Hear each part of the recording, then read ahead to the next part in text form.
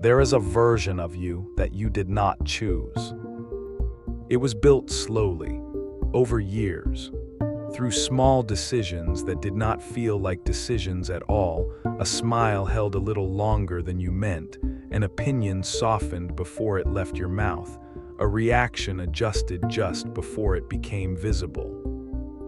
You were not being dishonest, you were being careful. And somewhere in that carefulness, a pattern formed. Other people began to expect certain things from you, and because those expectations felt manageable, even comfortable, you did not resist them. You met them, again and again, until the meeting of them became automatic. Now there is a version of you that functions well in the world. It is reliable. It is readable. People know what they are getting. But sometimes, in a quiet moment after a conversation or before sleep, something underneath does not quite match the surface. And you are not sure when that distance opened or how far it has grown. There was someone who was known, at work and among friends, for being steady. Not cold, not distant, steady. The person you called when a situation required calm. The person who would not spiral, would not dramatize, would not take up too much space with their own reaction. People said this about them as a compliment, and they received it as one at first. Over time, something shifted. When something genuinely difficult happened in their life, a loss, a quiet crisis, a period of real uncertainty, they found they could not bring it into most of their relationships. Not because no one cared, they probably did, but because the relationship had been built on a specific version of them. The steady one, the one who holds things together. And so they held things together. They went to gatherings and answered questions about how they were doing with the same tone they always used.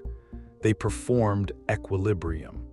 Not because they wanted to deceive anyone, but because the alternative felt like a betrayal of who they had become in the eyes of the people around them. The performance was not cynical, it was almost tender. They were protecting something, a role that others had come to depend on, a shape they had taken on so gradually that they could no longer feel where it began and where they ended. What they could feel, though faintly in the background, was a kind of loneliness that had no clean explanation.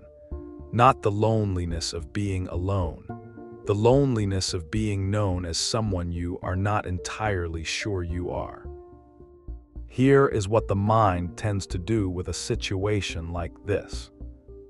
It tells you that the performance is protection, that the version of yourself you present to the world is practical, even generous.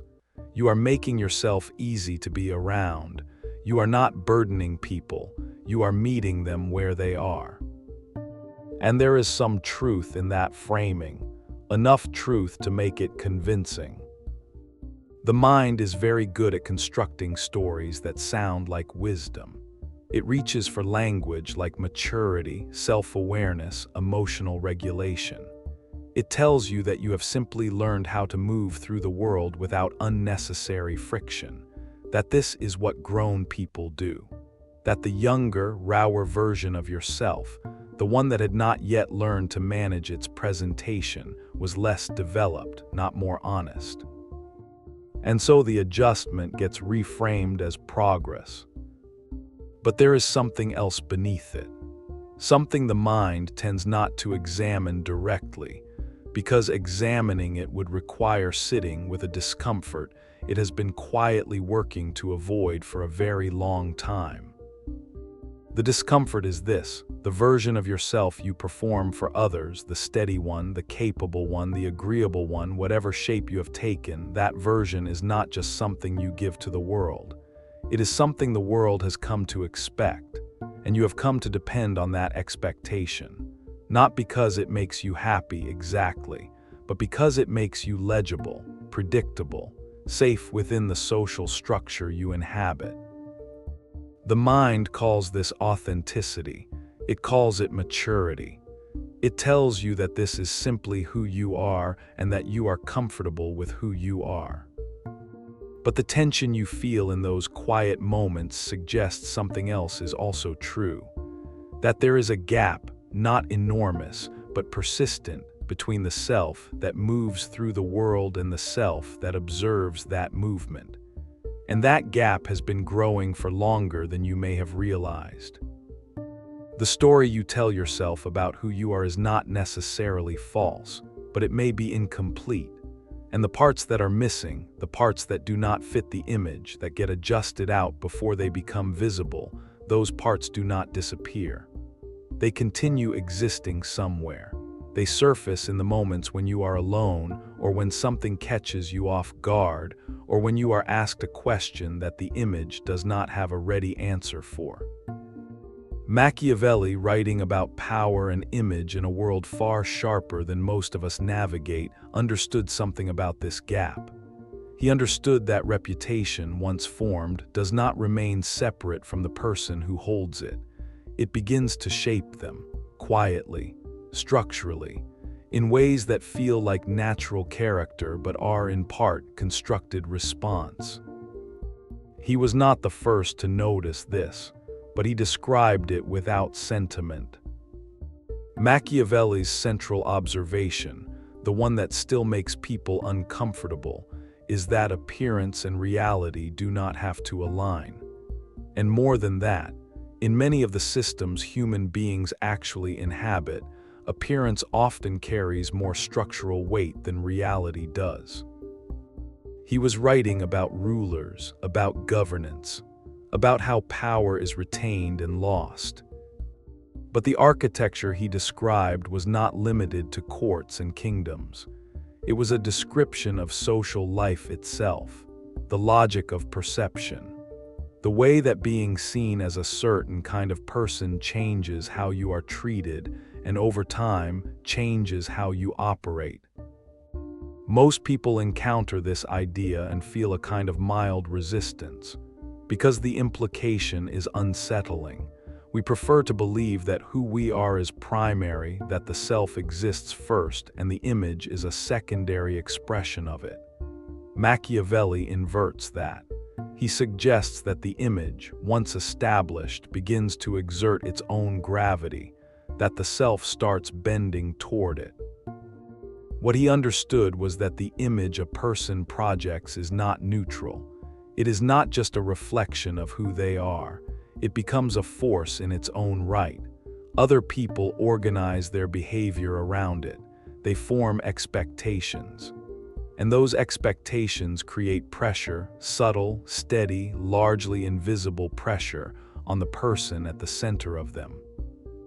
Here is what that pressure tends to produce: conformity to the image. Not because the person decides to conform, but because the cost of disrupting the image, of suddenly appearing as something other than what people expect, begins to feel too high. The disruption risks confusion, disappointment, a reconfiguration of relationships that had been built on a stable picture. And so the picture is maintained. The person inside the picture adjusts themselves to keep it coherent. This is not a process that requires bad faith. It does not require cynicism or calculation. It happens through the ordinary mechanics of social life, through feedback, through reward, through the small and continuous experience of being responded to in a particular way.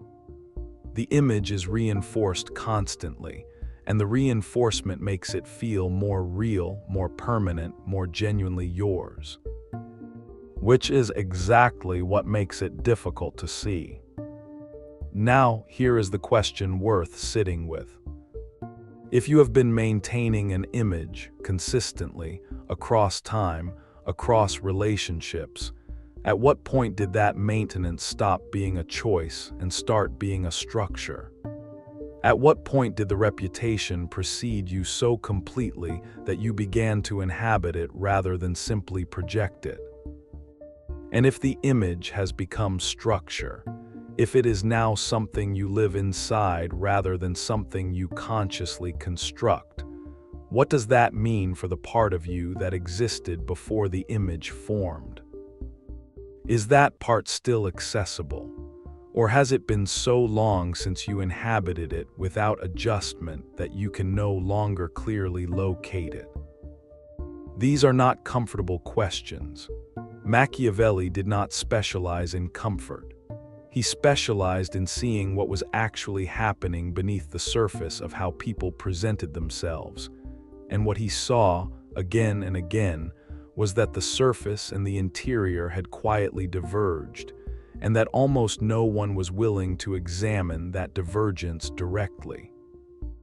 The behavior, the maintenance of an image, the performance of consistency, the shaping of self around others' expectations, is usually described from the outside as adaptability, as social intelligence, as knowing how to read a room and function within it. And those descriptions are not wrong. The behavior does involve those things. But underneath the behavior, if you stay with it long enough, something else tends to emerge. Fear. Not the loud, visible kind, the structural kind, the kind that does not announce itself as fear but presents instead as preference, habit, or practical wisdom. The kind that has been running in the background for so long that it no longer feels like fear at all. It just feels like the way things are. The fear is roughly this, that if you stopped performing the version of yourself that others expect, if you allowed a different, less polished, less legible version to surface, the relationships you have built might not hold it.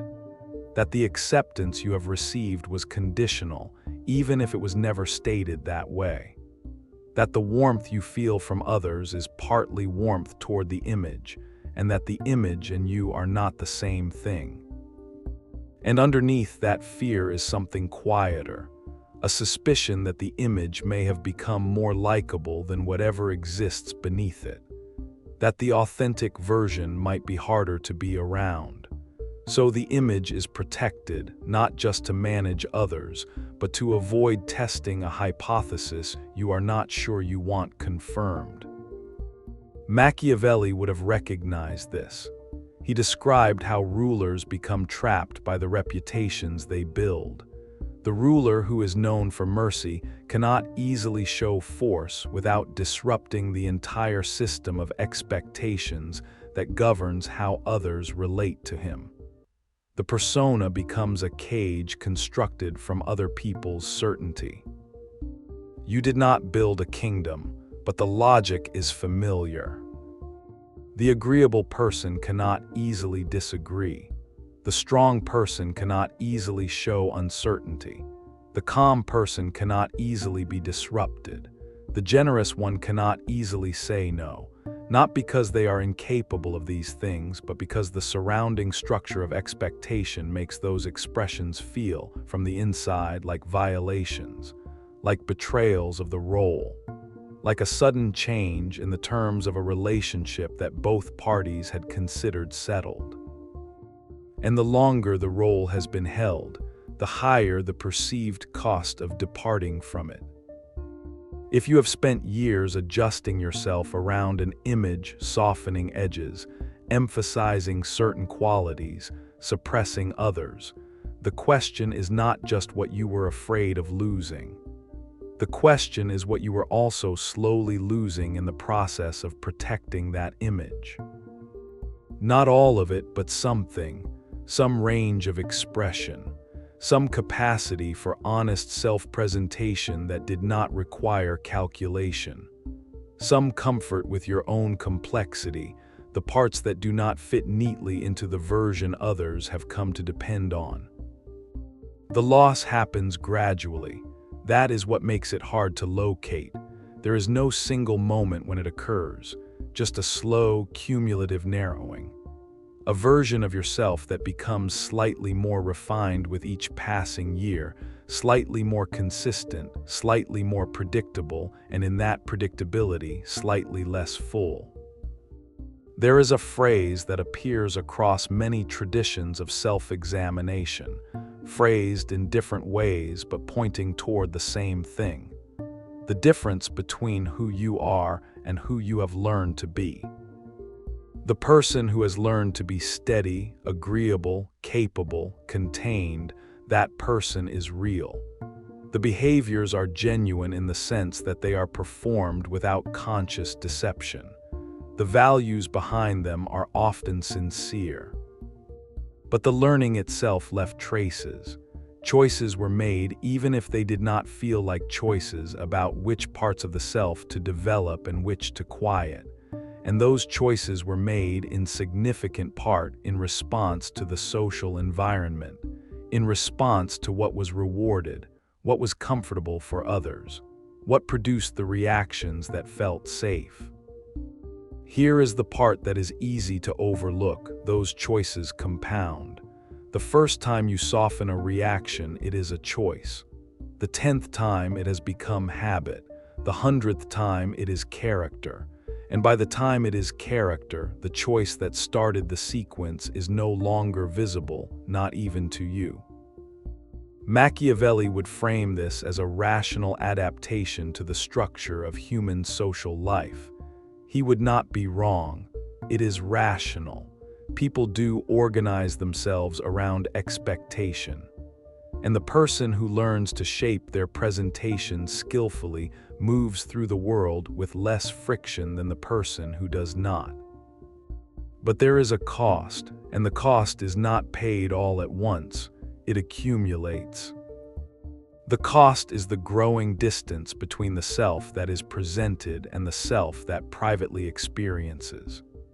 The cost is the increasing difficulty of knowing, in any given moment, whether what you are expressing is genuinely yours, or whether it has passed through so many layers of adjustment that the origin is no longer clearly visible.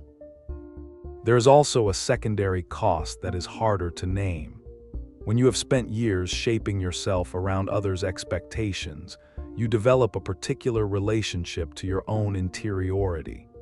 You begin to process your own experience through the same filter you apply before presenting it to others. You check it, you adjust it, you ask, sometimes consciously, more often not, whether this feeling, this reaction, this need fits the version of yourself you have been maintaining. And if it does not fit, it gets managed internally before it surfaces. At some point, the management becomes so automatic that you stop noticing you are doing it. The filter becomes the first response, not a secondary one, and the experience of your own interior life starts to arrive already edited. The issue is not that you have adapted. Adaptation is unavoidable. The issue is whether the adaptation has become so total, so structurally embedded, that the question of who you actually are has become genuinely difficult to answer. Not philosophically, personally. Not as an abstract question about the nature of identity. As a practical question about what you actually want, what you actually feel, what you would actually do if the image were not a factor. It is worth pausing on that question without trying to resolve it quickly. Not because the answer is unknowable, but because the instinct, trained over years of image management, is to find a clean answer and settle into it, to identify a position and present it confidently, to make the question neat so that the uncertainty it produces does not have to be felt for very long. That instinct itself is worth noticing. The urge to resolve, to conclude, to arrive at a stable self-description, that urge is part of the same pattern. The image extends inward. It wants to be coherent not just in the eyes of others, but in your own account of yourself. But the question of who you are beneath the versions of yourself that others know, that question may not have a neat answer. It may be a question that can only be lived with rather than solved. And living with it does not require dismantling anything. It does not require dramatic revision. It does not require announcing to the people around you that you have been performing or that the version they know is not entirely real. It requires something quieter, a willingness to hold the question without closing it. What that willingness offers, if you do not rush past it, is a kind of information, a sense of where the performance ends and something more primary begins, not an instruction, not a directive to change everything, just a slightly clearer picture of what has been happening and perhaps what has been happening for much longer than you realized.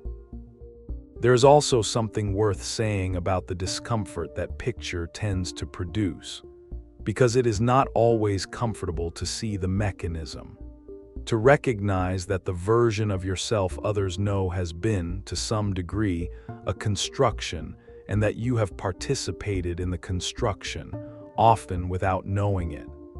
That recognition can land differently for different people. Some people, arriving at that clearer picture, feel grief for years of careful adjustment that did not need to be quite so careful, for a self that was gradually modified in the direction of others' comfort before its own shape was fully known. Others feel something more like relief, to see the mechanism is at least not to be entirely inside it. There is a particular freedom in recognizing that a pattern is a pattern, even if you do not immediately change it. The recognition itself creates a small but real distance between you and the behavior. And some feel both at once, which may be the most honest response, because what is being named here is not a failure and not a victory. It is simply something that happens to most people quietly over time, the slow convergence of self and image, until the gap between who you are and who you appear to be is no longer easily visible. Machiavelli understood that a person's reputation, once established, has a life of its own. It moves through the world independently. It shapes how others see you before you open your mouth. What he did not say, perhaps because it was outside the scope of what he was examining, is that the reputation also moves through you. That the image you project to manage the world eventually becomes the lens through which you see yourself.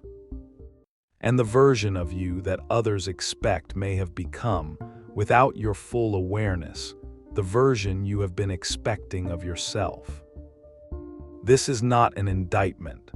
There is nothing here that suggests you have made wrong choices or that the person you have become is not genuinely you. It is closer to an observation.